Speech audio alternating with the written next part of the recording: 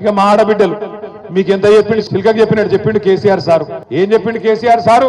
అన్న వస్త్రం కోసం పోతే ఉన్న వస్త్రం పోతుంది, కాంగ్రెస్ వాళ్ళు లంగలు మంచోళ్ళు కాదు నమ్మకుర్రి అని చెప్పిండు. కాంగ్రెస్ వాళ్ళు ఏమో మీకు మంచిగా అందమైన కబుర్లు చెప్పిరి. ఏమన్నారు? నెలకు 2500 పడతాయన్నారు. పడ్డాయా? పడ్డాయా లేదా?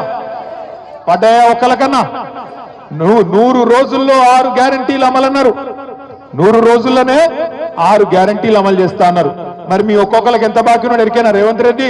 ఒక్కొక్క ఆడబిడ్డకు, ఈ రాష్ట్రంలో ఉండే 1,67,00,000 మంది ఆడబిడ్డలకు రేవంత్ రెడ్డి గారు ఈ ఒక్క సంవత్సరంలోనే 30,000 రూపాయలు బాకీ ఉన్నాడు. నెలకు 2,500 చొప్పున, సంవత్సరానికి 30,000 రూపాయలు బాకీ ఉన్నాడు.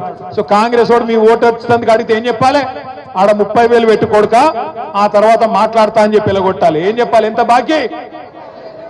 ఒక ఆడబిడ్డలు చెప్పాలి ఎంత బాకీ ఉన్నాడు. రైతులకు ఎకరానికి 17,500 బాకీ ఉన్నాడు. ఆడోళ్లకు ఇప్పటికి సంవత్సరానికి 30,000 బాకీ ఉన్నాడు. రేపు దబ్బన తప్పిదారి ఇక 12,000 ఇస్తుండు కదా, సరే తీసుకుంటాం మిగతా తర్వాత చూసుకుందామంటే మళ్ళా ఇయ్యాడు. అది కూడా చెప్తున్నా మీకు ఇప్పుడే. ఓట్లప్పుడే పడతాయి పైసలు, ఓట్ల తర్వాత ఇచ్చే రకం కాదు ఇది. పార్లమెంట్ అప్పుడు వేసినట్టు చేసిండు, మీరు డబ్బల ఓట్లేయంగానే వానకాలం ఎగ్గొట్టిండు.